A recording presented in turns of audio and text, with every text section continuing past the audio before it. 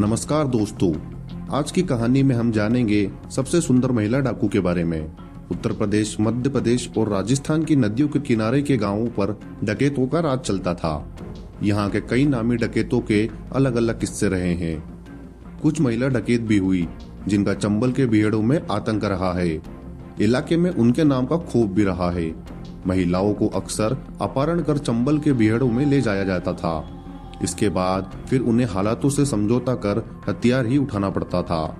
ऐसी ही एक डाकू नीलम गुप्ता की कहानी हम आपको बताने जा रहे हैं, जो चंबल की महारानी कहलाती थी।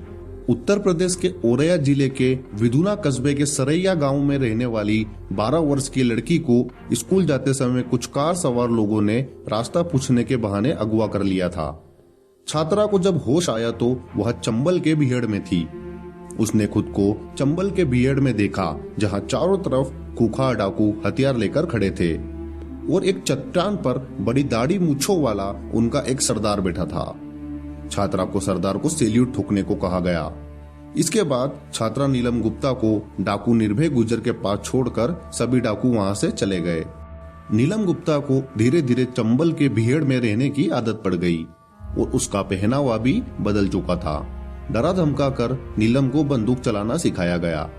माथे पर बिंदी और कंधे पर बंदूक व कारतूस लटका कर रहने लगी। नीलम गुप्ता डाकू निर्भय गुजर को प्यार करने लगी। कुछ समय बाद निर्भय गुजर ने नीलम गुप्ता से एक मंदिर में शादी कर ली। निर्भय गुजर की यह तीसरी शादी थी। इससे पहले भी निर्भय गुजर 2 शादियां कर चुका था, लेकिन उसकी पहली दोनों बीबियां मौका मिलते ही भाग गई थी। निर्भय गुजर खूंखार डाकू था, इसलिए नीलम गुप्ता शादी होने के साथ ही चंबल की महारानी बन गई। अब चंबल में उसकी बादशाहत कायम हो गई। गैंग के सदस्य भी नीलम गुप्ता के हुक्म का पालन करने लगे।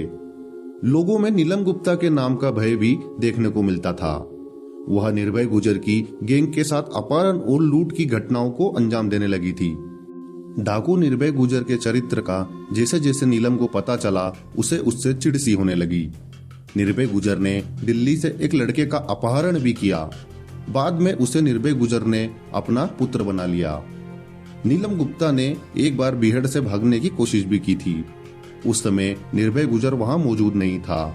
जब लौटकर आया और नीलम गुप्ता को वहां ना पाकर उसे ढूंढने की कोशिश की, इस दौरान वह पकड़ी गई। उस रात उसे बहुत यातनाएं दी गई। डाकू निर्भय गुजर द्वारा ढाए गए जुल्म के बाद डाकू निर्भय गुजर के पुत्र श्याम जाटव और नीलम गुप्ता में नजदीकियां बढ़ने लगी। एक दिन मौका पाकर सुंदरी नीलम गुप्ता और श्याम जाटव चंबल के बीहड़ से भागने में सफल रहे। 31 जुलाई 2004 को दोनों ने इटावा के एंटी डकैती कोर्ट में आत्मसमर्पण कर दिया।